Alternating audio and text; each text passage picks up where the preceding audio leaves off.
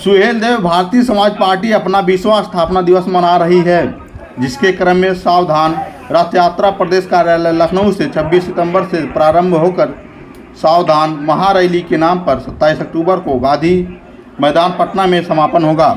इसी क्रम में आज बुधवार को सावधान रथ यात्रा रसड़ा बलिया से चलकर मार्टिनगंज जाते समय अतरौलिया के सलारापट्टी नेशनल हाईवे 233 ओवरब्रिज के नीचे पहुंची, जहां पर पार्टी के कार्यकर्ताओं ने सावधान रथ यात्रा का जोरदार स्वागत किया, जिसमें सभी कार्यकर्ताओं ने राष्ट्रीय अध्यक्ष ओम प्रकाश राजभर का माल्यार्पण कर स्वागत किया।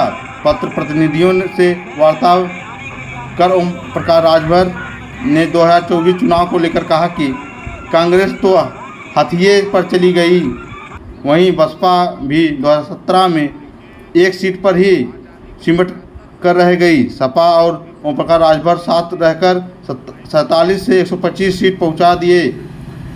अब समाजवादी पार्टी के साथ नहीं है, जिससे यह स्पष्ट हो रहा कि ओम प्रकाश राजभर की रुझान भाजपा की तरफ जा रही है।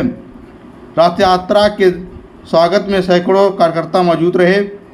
आइए सुनाते हैं कि राष्ट्रीय अध्यक्ष ओम प्रकाश राजभर ने क्या कुछ कहा।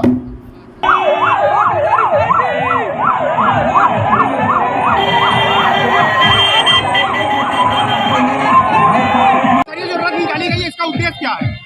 देखिए, आज़ादी के 75 साल में इस देश में रहने वाले आहिर गडेरी कुंभी कोयरी भर चमार मुसहर धोबी खट्टिक पासी केवट बिंद मला जुल्हा दुनिया अंसारी शेख सैयद पठान चौहान ठाकुर ब्राह्मण बनिया लाला गुण खरवार बिहार आर्य कर्कबंसी बंजारा बहेलिया खंगार, इनमें जो गरीब कमजोर लोग हैं इनको हिस्सा नहीं मिल रहा है। आप अपने आजमगढ़ में उठा के देखें, 38 थाने हैं। अगर खोजेंगे तो प्रजापति का बेटा, नाई का, गोंड का, बिंद का, मल्लाह का, राजभर का, चौहान का, बारी का, बिहार का, कहार का बेटा दरोगा नहीं मिलेगा। 75 साल हो गए। इस नाते इस यात्रा का मुख्य उद्देश्य है जातिवार जनगणना, जातियों की गिनती होगी तभी इनको बराबर हिस्सा मिलेगा।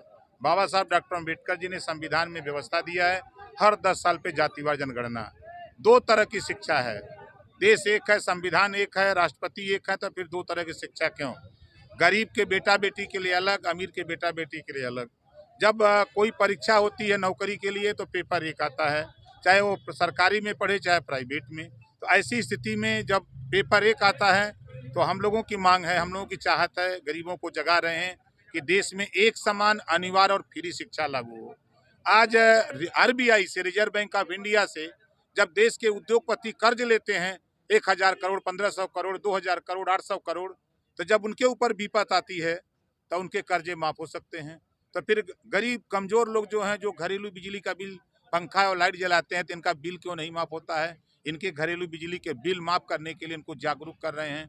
आज देश में गरीब इलाज के बगैर परेशान है, तो हम लोग एक कानून चाहते हैं, कोई भी गरीब किसी जाति धर्म का हो, अगर बीमार होता है, इलाज कराना ऑपरेशन, तो सरकारी पैसे से उसका इलाज कराया जाए, चाहे वो प्राइवेट में करावे चाहे सरकारी में। इन तमाम चीज़ों को लेकर के हम लोग यात्रा निकालें।